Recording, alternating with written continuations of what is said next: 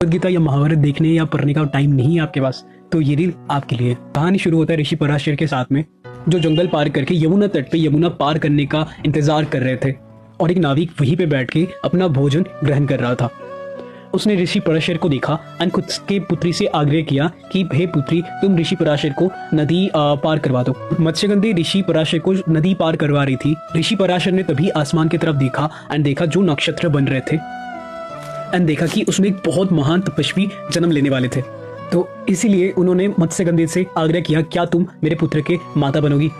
मत्स्यगंधी जो अभी नवयुवती थी एंड जस्ट उनका प्यूबर्टी क्रॉस हुई थी, इस बात को सुन के सत्ते में चली जाती है और दोबारा ऋषि पराशर से अपनी बात दोहराने के लिए कहती है, क्या आप गंभीर रूप से मुझे ये बात कह रहे हो। ऋषि पराशर अपनी बात को दोबारा दोहराते हैं एंड मामले की गंभीरता को दोबारा समझाते हैं। मत्स्यगंधी इस बात के लिए हाँ भी कर देती है, बट बदले में 2 वरदान मांगती है। पहले वरदान कि वो एक रानी की तरह जीना चाहती है, और दूसरा वरदान जो उसमें से मछलियों का गंध आता है वो परमानेंटली हट जाए। ऋषि उन्हें दोनों वरदान आशीर्वाद में दे देते हैं और साथ ही मत्स्यगंधी को इशारा करती है कि यमुना में जो एक द्वीप है वहां पर नाव को लगा दे, पर फिर अपनी योग शक्ति से वो चारों तरफ धुंध को इतना बढ़ा देते हैं कि उसके आर पार कोई देख ही नहीं सकता। और इसी प्रकार वो पिता बनते हैं मत्स्यगंधी के पुत्र कृष्ण द्वैपायन के।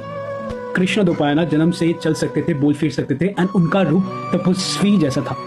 कृष्ण द्वैपायन जिस वक्त अपनी माँ के गर्भ में धारण लिए थे उसी वक्त उनका जन्म हुआ था। कृष्ण यानी श्याम वर्ण, द्वैपायन मतलब जिसका आगमन द्वीप में हुआ है, तो इस वजह से उनका नाम पड़ता है कृष्णा द्वैपायन। आगे चल के उनकी माता मत्स्यवती सत्यवती के नाम से जानी गई।